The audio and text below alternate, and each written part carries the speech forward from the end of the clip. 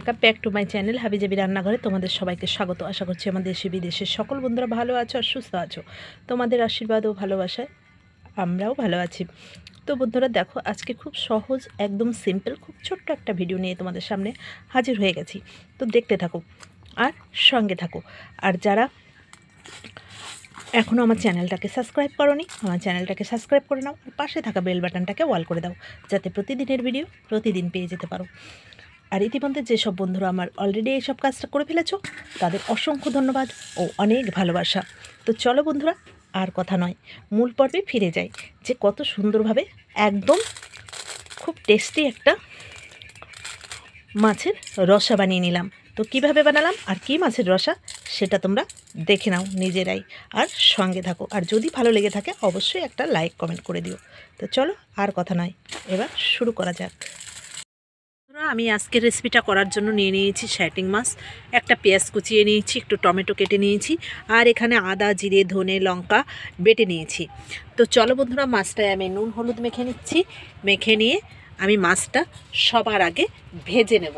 তো বন্ধুরা দেখো, আমি কড়াইটাও চাপিয়ে দিয়েছি, কড়াইটাও আমার গরম হয়ে গেছে। এবার আমি তেলটাও দিয়ে দিলাম। তেলটা দিয়ে দেখো আমি মাছটা ভেজেও নিচ্ছি। দেখো বন্ধুরা, মাছটা ভাজা হয়ে গেছে, এবার আমি তুলে নেব। তুলে নিয়েছি, এবার দিয়ে দিলাম পেঁয়াজ। পেঁয়াজটা আমি ভালো করে ভেজে নেব। পেঁয়াজটা ভাজা হয়ে গেছে, এবার আমি টমেটোটা দিয়ে দেব। এবার আমি সব মশলাগুলোই দিয়ে দেব। দেখো, আমি বাটা মশলাটাও দিয়ে দিলাম। এর মধ্যে আদা জিরে ধনে ও লঙ্কা বাটা আছে। দেখো বন্ধুরা, আমি হলুদ দিয়ে দিলাম আর দিয়ে দিলাম নুন পরিমাণ মতো। তবে এটা কিন্তু সামুদ্রিক মাছ, বুঝে শুনে নুনটা দেবে। এবার আমি ভালো করে মশলাটা কষিয়ে নেব। রান্নাটা কিন্তু আমি একটু অন্য ধরনের করছি। ভালো করে মশলাটাকে আমি কষিয়ে নিচ্ছি। দেখো বন্ধুরা, আমার মশলাটা বেশ কষানো হয়ে গেছে। এবার আমি জল দিয়ে দেব। এবার এই জলটাকে আমি ভালো করে ফুটিয়ে নেব। দেখো বেশ ফুটে গেছে। এবার আমি এগুলো দিয়ে দিলাম। এবার মাছটা দিয়েও আমি একটু ফুটিয়ে নেব। এবার দেখো, আমি একটু সানরাইজের গরম মশলা দিয়ে দিলাম।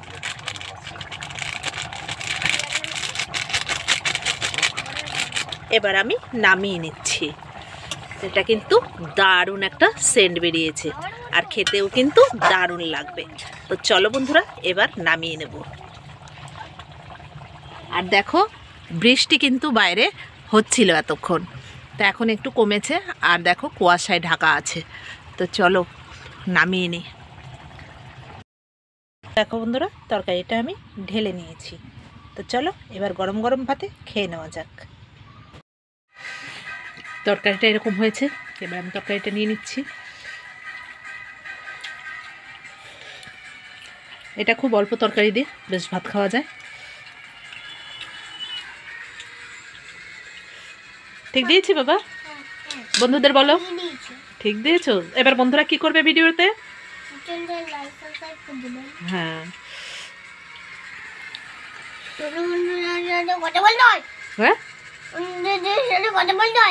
হ্যাঁ, বন্ধুদের সঙ্গে সবসময় কথা বলতে হয় বাবা।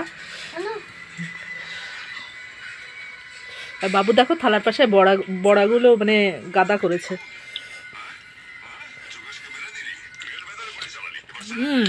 দারুণ।